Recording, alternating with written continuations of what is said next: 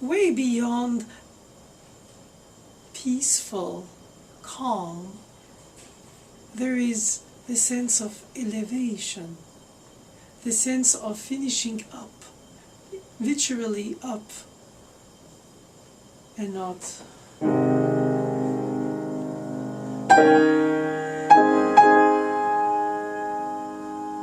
finishing open-ended, obviously. There is a physiological and the metronomical tempo. I think it's just a question of cradle swing and then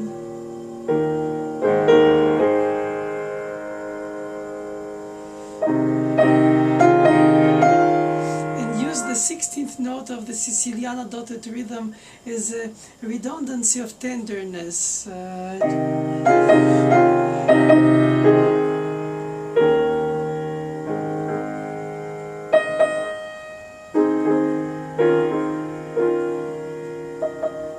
It's too slow for the ones, too fast for the others. In fact, nobody should own the tempo or the right tempo. It should be a mood moment where you're suspended in the air, expecting from this very simple melodic line on step motion, and then a leap to the third, which appears so much when everything else is step motion. A hint of minor with a diminished seventh in major.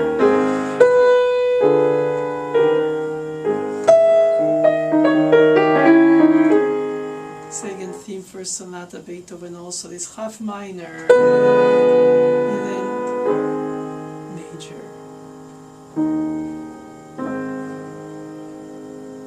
It's a dark canvas, and then you have a little light in it, and that gives a sense of expression that comes out from the minimal movement. It's minimalistic before the time.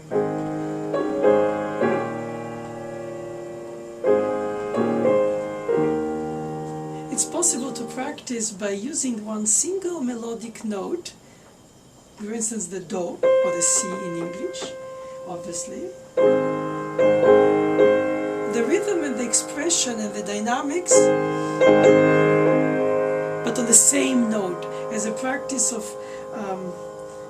withholding from all beauties, but just the essence of the intensity.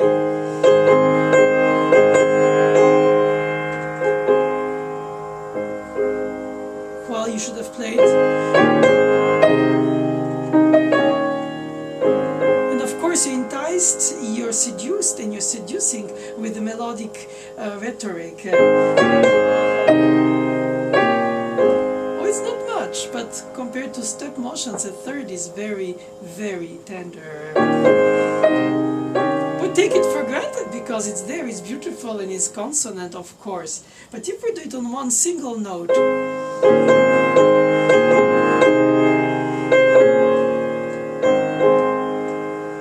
it's very disturbing for the neighbors.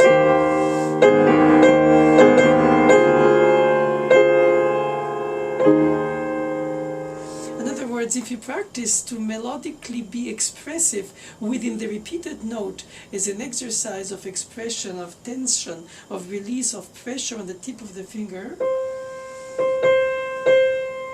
as if I went to the dominant, back to the tonic. So if I practice.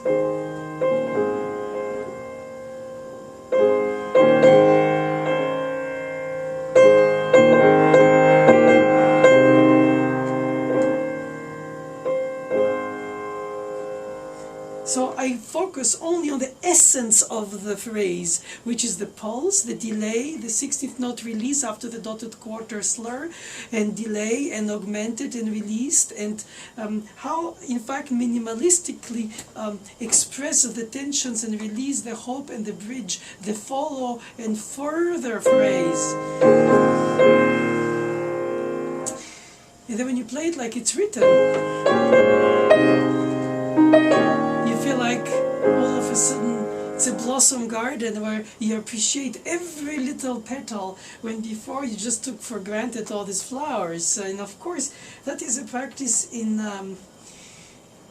intellectual intensity, while you should let the music speak by the sheer movement of the melodic lines and not your expression on top of it in terms of added hairpins and dynamic effects. Of course, you have also to mention the inharmonic, which is part of Schubert's modulation, this idea of being fundamentally elsewhere within just the same moment. So you go finishing on the subdominant, and then this D flat becoming C sharp.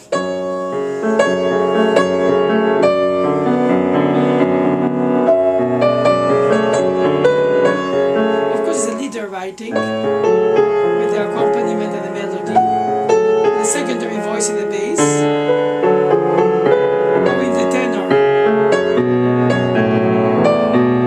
Of course, he didn't put stems up, therefore we're not supposed to secondarily voice equal in dialogue.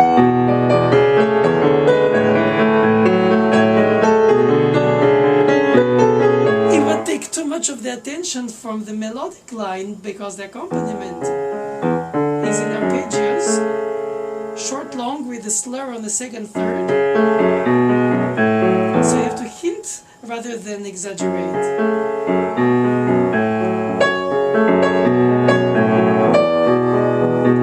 Sometimes it helps to be so far apart because on the piano the two parts wouldn't cancel each other. But the length of sound, the decay of sound, should prevail in the hierarchy to allow to hear the melody in its bridging. And each arrival on high melodic note, longer value, should not be dropped. Open, open, open, open, with an escaped and close. Well, it's easy to say when you just speak and play fast.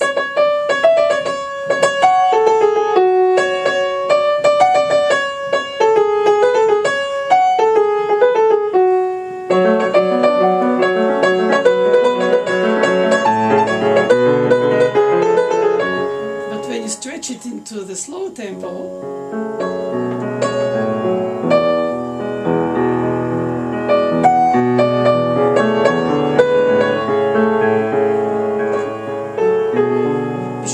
careful for where you pick up the melodic note after the decay of the long value.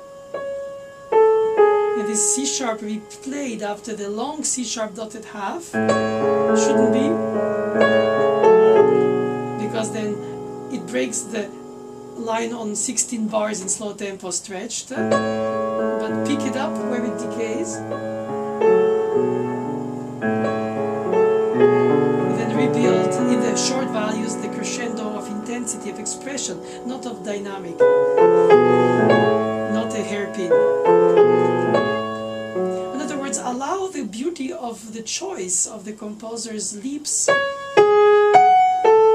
sevenths, fourths, thirds, seconds, obviously step motion. So if you memorize it to the point to which you minimize it,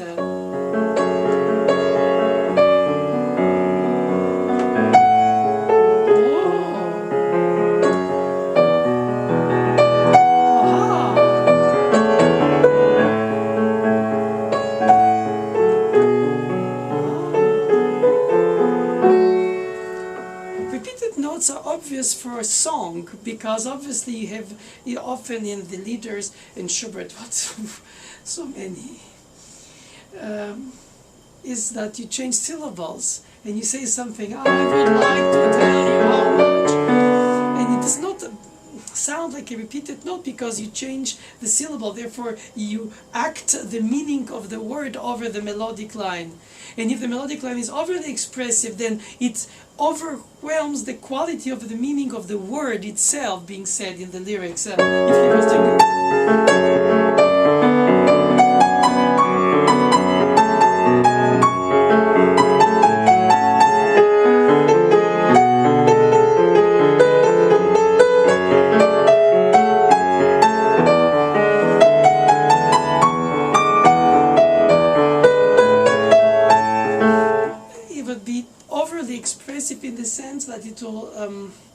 take away from this narrative, almost spoken song. Naturally, my suggestion is to replay the repeated note inside the key before it's fully up. Ta, ta. And even without the pedal.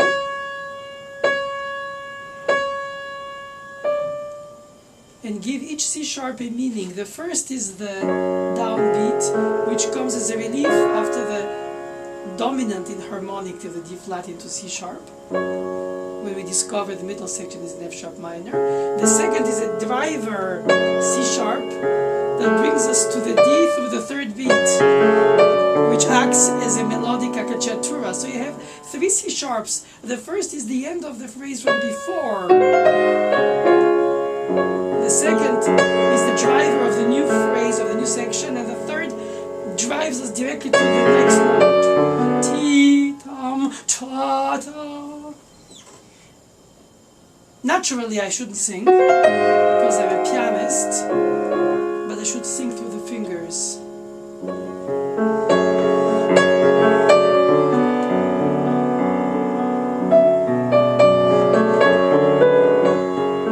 With anticipation of the D into the D into the C into the B, the eighth note, the short of the long, should be played softer. So the subliminal melodic line should be through. And he uses short long in the bass, left hand, while he uses long short in the right hand. Again, if you're too much aware of it, as I demonstrated, it becomes overwhelming, because then the melodic line uses its simple purity. Now, we should not confuse simplicity with purity, or simplicity with humility, because everything is simple, but not everything simple is simplistic, in that sense that I'm not playing on words. But if he really wanted a melodic line to be striking, an accompaniment to be not distracting from the melody, he would have done probably not such a stretched tenths to display them so sensually, so to say, so attentively, with the middle voicing appearing hinted, if not suggested. He would have done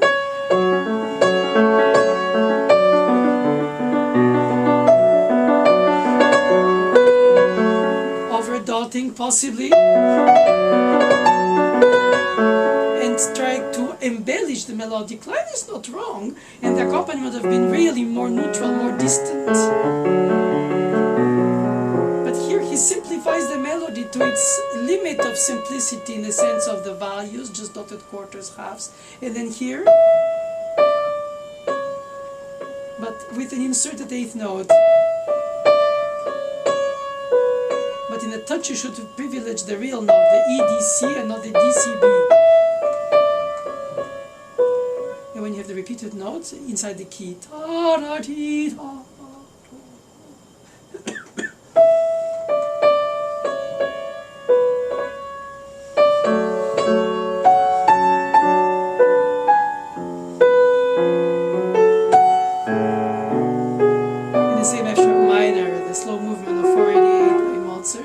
Also Siciliana.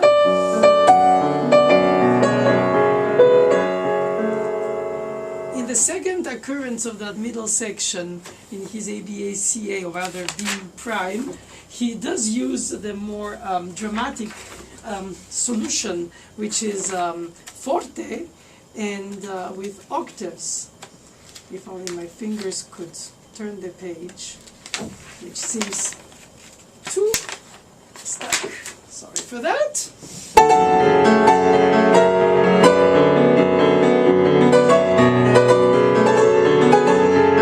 Okay, that's not fortissimo, Mr. Naoumoff.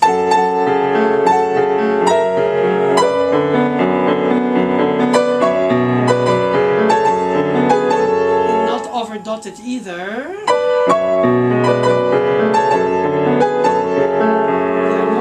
Sound with opening of the elbow, open the wings, and bring out the inside sandwiched between the ascending octaves chromatically, which gives a sense of tutti.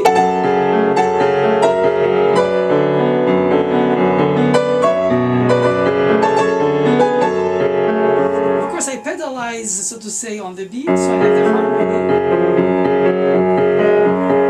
That indicates a staccato on the downbeat, and the slur is very much like a bowed cello. Perhaps he counts on the residue of the pedal from the preceding beat, and you have the F sharp playing the resonance rather than in the thickness. So it's not on the beats, but off the beats on the second 2 3 1 2 3 1.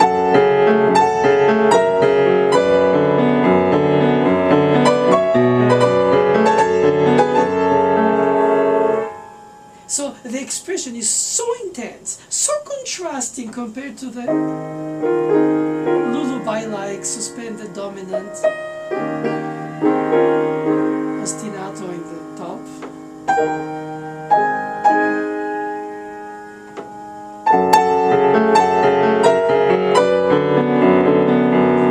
I think it's a forte border fortissimo compared to the first entrance of the F sharp minor, which is painful but inside.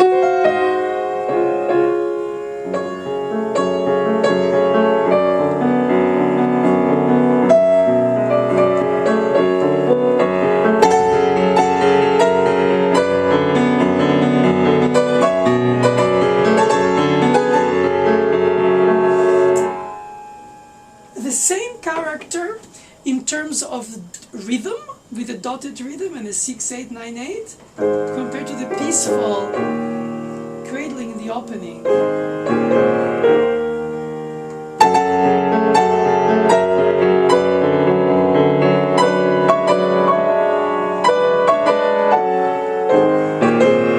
Andantino, not adagio, which I became when I played so slow. Andagio, andantino, andangino.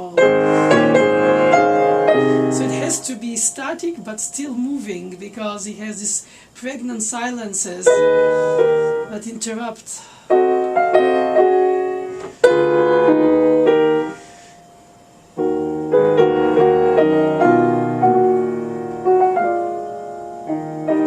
And sometimes the mood of the day, of the moment, in the context of the playing, brings you to play slower than you should or you thought, but then you find the coherence on the spot. You can find it as coherently right to play 2, 3, 2, as long as it's lake surface calm, without unexpected accents. It gives that sense of peacefulness.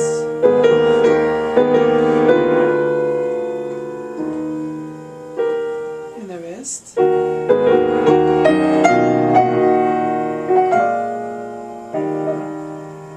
The first time I played through, I played more adagio, which is at ease.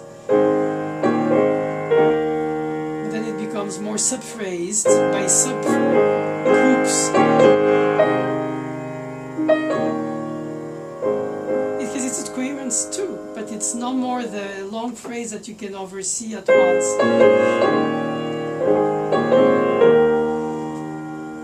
There is a point of non-return when you slow down, where it becomes by syllables, and then at one point when you play faster, it becomes by sentences.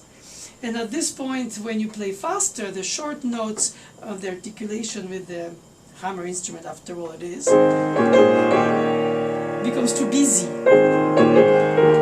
Is it that busyness of the 16th note to the 8th note becomes more than the calm of the mood. So in order to satisfy the atmospheric calm of the canvas background of calm, if you need for the articulation and the precision and the playing of each note, slightly voiced but playing without holes, straight fingers piloted by the palm with a free wrist and an open suspension, almost like car suspension arm.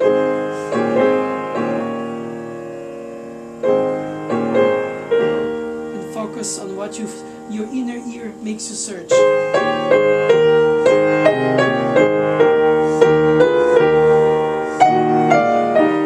And develop it inside.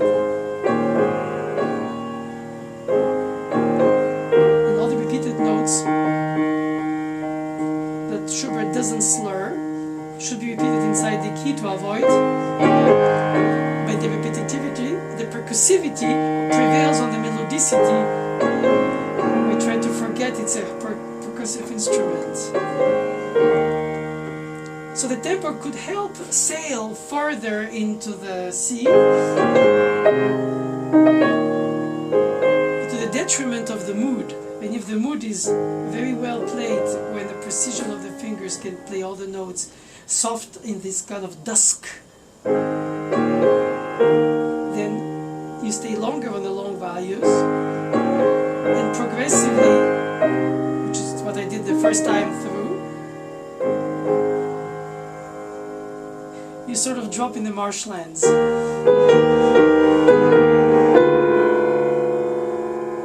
And each next phrase after each pregnant silence is a little slower than the preceding.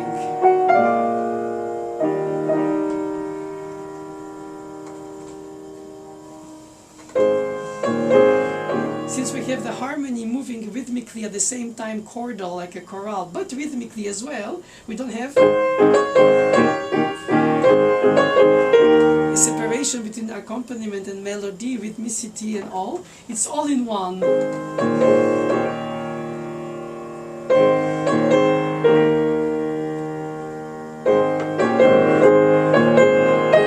we have to choose the dynamic. Is it pianissimo? Or is it piano? Or could it be voiced mezzo piano?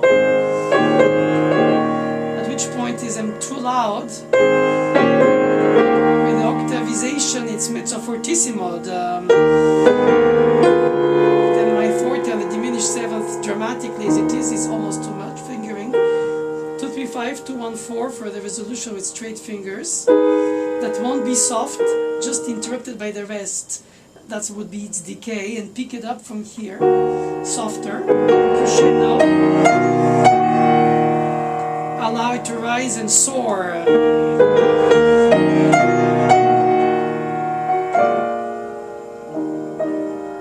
And resolve it in major after you went in minor 6/4. 5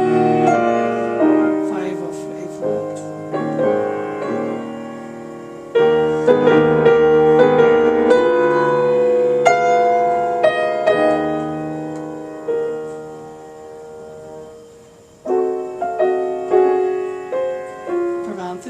And tutti.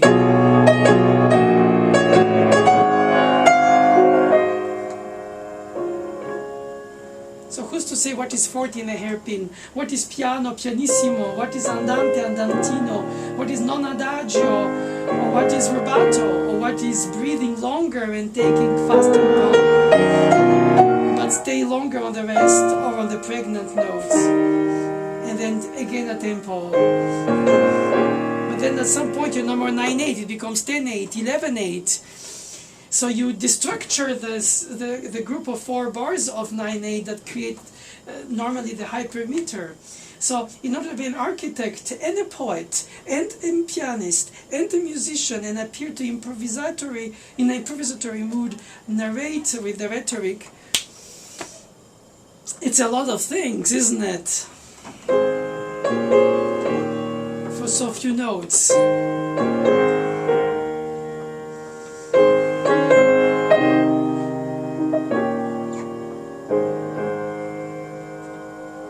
In any case, the voicing happens in favor of the top. And not on the string quartet accompaniment.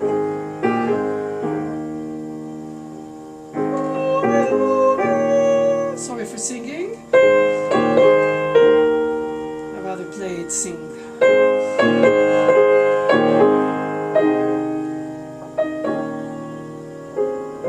So it's very difficult for a pianist to decide what to do when the composer leaves you purposely with the freedom to play the grace note, different probably from the 16th note that follows. If not, it becomes equal. 2, 3,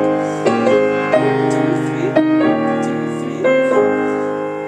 So I think I resolve it by slightly arpeggiating the grace note to differentiate it from the 16th note after the slurred dotted quarter.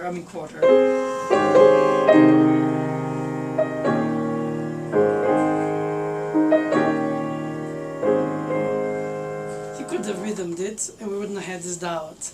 But then again, you wouldn't give the performer some kind of signature for their own phrasing.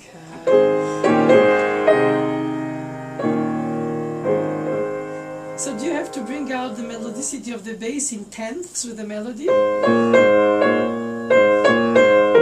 little. Just like in the pathétique, the melody and the bass could be in dialogue, even if the bass should be a little less than the melody in here.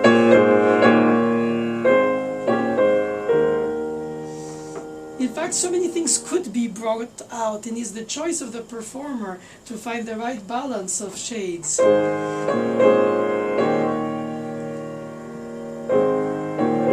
Ultimately, it's a choice to be made between tempo, flair, articulation, repeated notes, voicing, and general sense of motion, especially with the decay of the long value. Now you stay 2 beats. 2, the D flat had dropped enough to restart the C less, and we build it to the B flat, which drops to we pick up on the C less, and then crescendo to the E, and maintain the arrival on the 10th or the 3rd, and not as he could have if he was a bad composer, but he leaves it open-ended. So you should not want to diminish after the hairpin. Okay, from here you can diminish, but here you sustain. And it's so tempting to continue dropping. So it makes a new start. And after the rest, a new start. And after the held note to the dominant, a new start. After the dominant, again, this new start. This kind of asthmatic phrasing is kind of offensive, I think, to the meaning of simplicity of the line.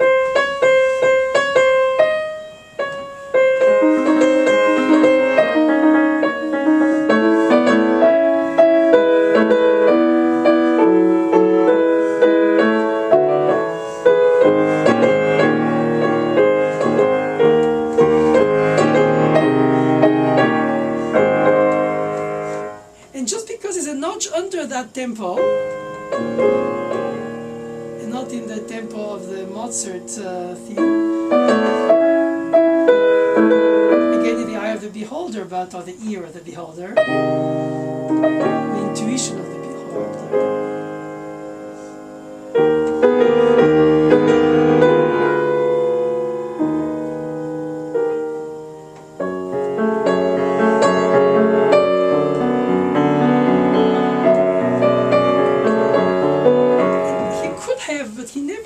Indicate a different tempo for a middle section or an alternative section. Since it changes the paradigm entirely, you don't have any more the dotted rhythm, you don't have the...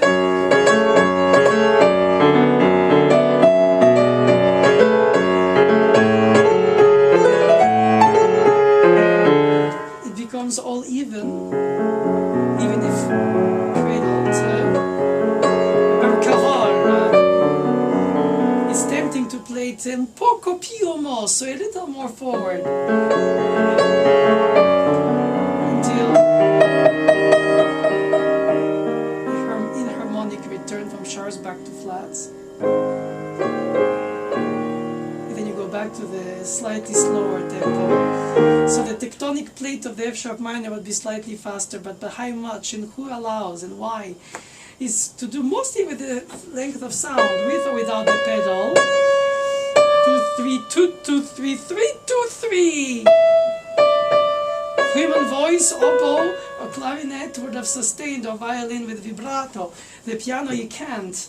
Perhaps the left hand is the vibrato of the held D.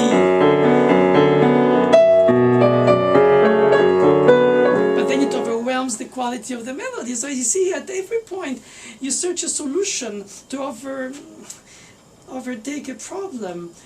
Because of the length of sound, or because of the tempo, because of the repeated note, which on the piano is more mechanical rather than lyrical, as it should be if you repeat it inside the key.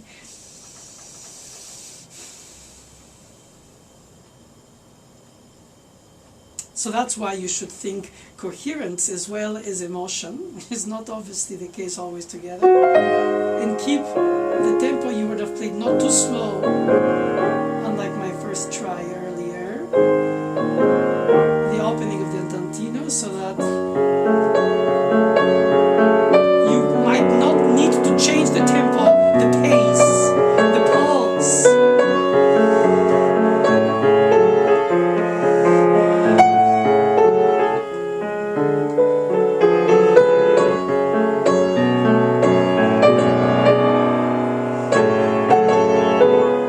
If it was just to test the tempo.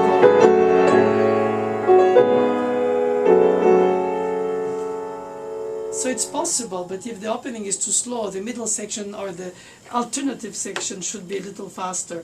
Of course, it shouldn't be too faster, because when you return and you go back to the first middle section,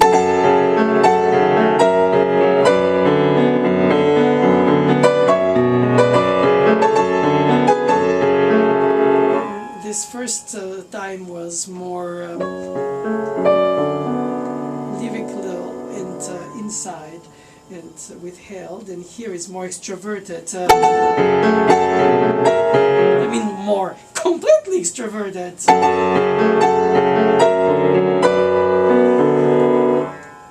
But within the same tempo.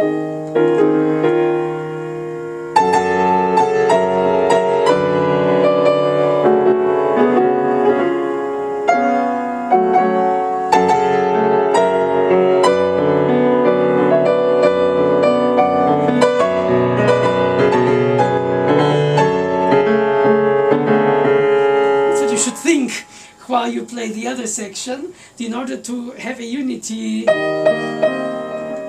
of the pulse through the return of these two sections back to the third and last time to the A section.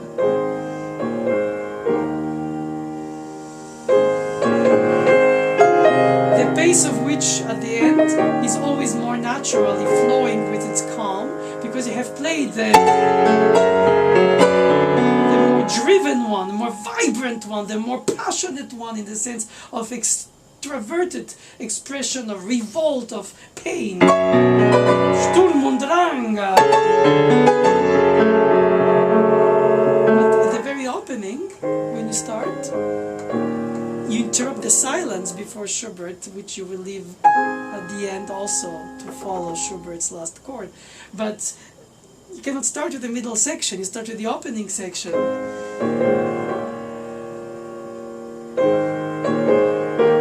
So you elegantly toss the 16th note into the 8th note, towards the dotted half, like syllables of words you say.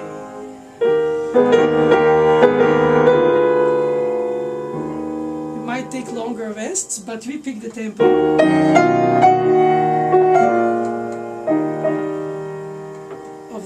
As if you speak and you take more time to rest between the words, which means so much. Of course, if you do it too much, by the stretch of the rests that are too pregnant and the words too thrown forward, then it's difficult to listen to it seriously, because you forget the point of what you're saying. You only wait to hear this blur of words and this rest in between.